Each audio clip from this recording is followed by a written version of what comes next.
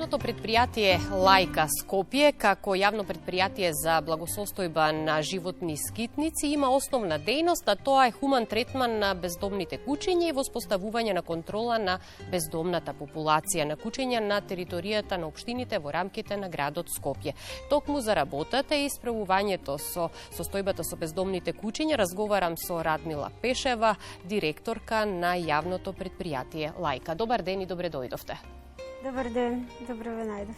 Би сакала да наведам на самиот почеток дека основни цели на вашето предпријатие се да се намали и да се контролира бројот на бездомни кучиња преку кастрација и стерилизација на репродуктивно способните единки, потоа да се иницира и поттикнува вдомување на бездомните кучиња и секако да се работи на зголемување на јавната свест за тоа што подразбира одговорно сопствеништво на миленик, односно куче. Но и покрај сите напори, слушнавме и предходно во предходните прилози јавувања дека се зголемува бројот на бездомните кучиња низ целава земја. Кои се причините за настанување на овој комунален проблем и како да се намали бројот на бездомните кучиња? Сите ваши соговорници во предходните прилози на некој начин го допраа проблемот. Така, да. Проблемот е несоодветна законска регулатива, немање никаква контрола на тоа како се чува куче, кој чува куче, немање контрола на создавање легла. Значи, може слободно да кажеме дека имаме едно беззаконие, комплетно. Лајка, предпријатието Лајка работи со полна пареа, што се вика, со сите наши расположиви ресурси. Во историјата на нашето постоење во последниве 2 години имаме постигнато најдобри резултати од аспект на третиран број на кучиња. Меѓутоа и понатаму гледаме појава на нови единки. Значи не можеме да кажеме дека комплетно сме ги стерилизирале сите во градот. Посебно затоа што кога земеме град Скопје со веќе повеќе од една деценија има програма некаква, нели, за масовна кастрација и стерилизација, претходно и преку комунална хигиена. Меѓутоа секогаш има нови и приметуваме, тоа и претходните соговорници го кажа, дури и поголема група кучиња нови одеднаш се појавуваат. Сега сите релевантни истражувања наведуваат на фактот дека главниот извор на бездомната популација на кучиња се домашните кучиња кои неодговорно се чуваат од страна на граѓаните и нерегулираното производство на нивни легла, што кажавте вие, и ниска свест кај граѓаните за благосостојбата на животните, односно неодговорно сопствеништво. Што значи неодговорно сопствеништво? Неодговорно сопствеништво значи дека кучето не ви е микрочипирано, може слободно да го пуштите на улица да шета, да се размножува, да бара партнер на улица. Многу од нашите, да кажам, во многу делови од градот Скопје, посебно тие општини кои што имаат рурални делови, кучињата уште си ги чуваат пуштени, ако е кучето во двор, тоа излегува, влегува кога сака, се размножува слободно, кога ќе се случи да создаде легло, леглото е нормално вишок, луѓето уште сметаат токму поради ниската свест за благосостојба и поради непознавањето на нивните обврски како сопственици на куче, дека кученца се тоа, ќе се снајдат, ќе ги испуштат на улица, ги наоѓаме покрај контејнер, ние како јавно предпријатие не работиме, не се предмет на работа малите кученца, затоа што нивно собирање кој што е премногу ги има на вистина. Отворете било каква страна на социјалните мрежи за помош на животни, ќе видите дека секојдневно цели легла се наоѓаат. Значи тоа би не блокирало сосема во нашата основна дејност да го спречиме нивното размножување и да заловуваме возрастни единки кои би земале да се грижиме за мали кученца. И дополнително тоа што не можат и на програма да се изложат затоа што се мали за кастрација и стерилизација. Значи, одговорниот сопственик не го пушта кучето сам, не го размножува непотребно, или ако го размножи се грижи за сите единки, знаат каде ќе му завршат, секоја единка која што ќе ја создаде мора да ја микрочипира. И друг проблем е што се во ова што е пишано во законот во моментов никој не го контролира. Сега кога го споменавте законот, јас ќе потврдам дека со години се справуваме со последиците, за жал се убиваат и животни, страдаат граѓаните, се трошат енормни парични средства, но дали ги третираме причините, односно изворот на проблемот, но овде мораме да го спомнеме и недостатокот на соодветната законска регулатива, како и ограниченото спроведување на постоечката регулатива.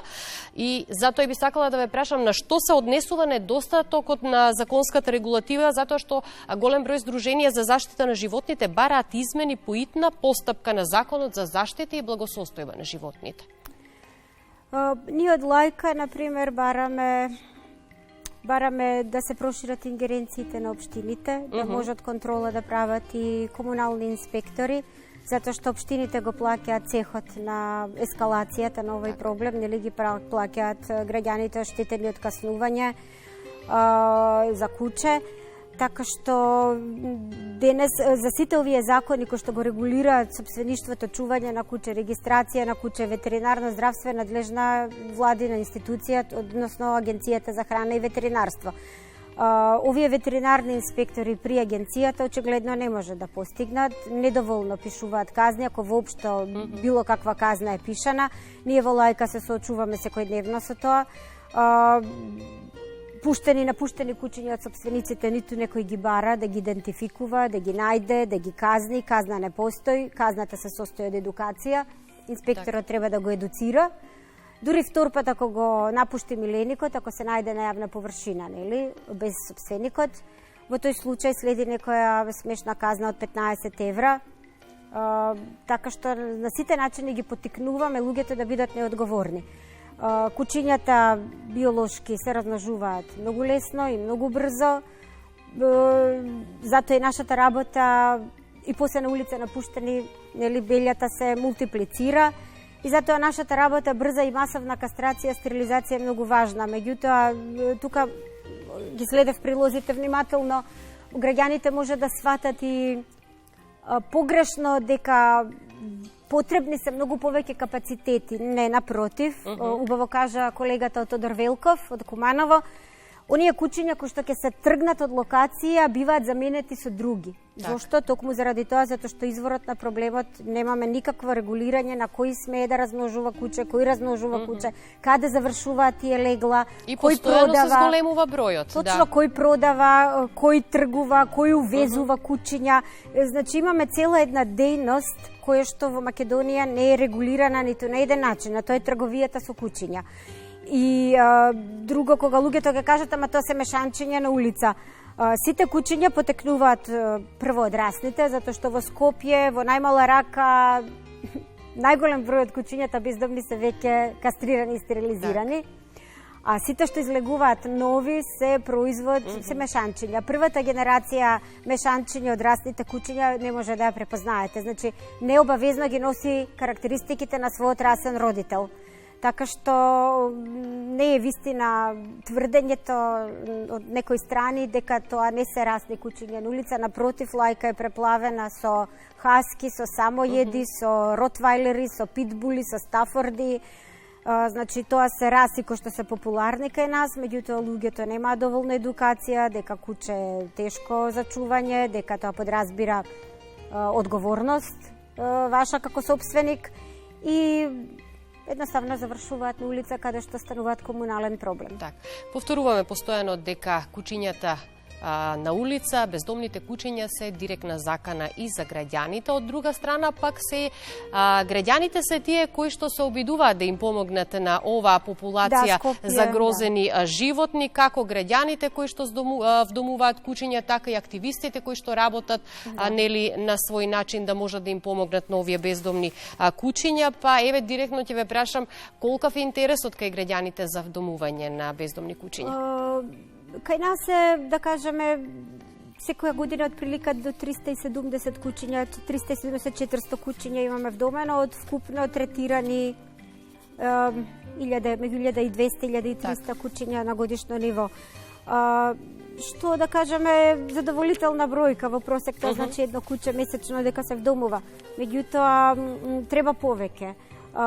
Ние дадовме и предлог да се воведе дефинитивно данок. Граѓаните да плаќаат данок за некастрирано куче, бидејќи некастрирано куче потенцијално значи создавање на комунален проблем.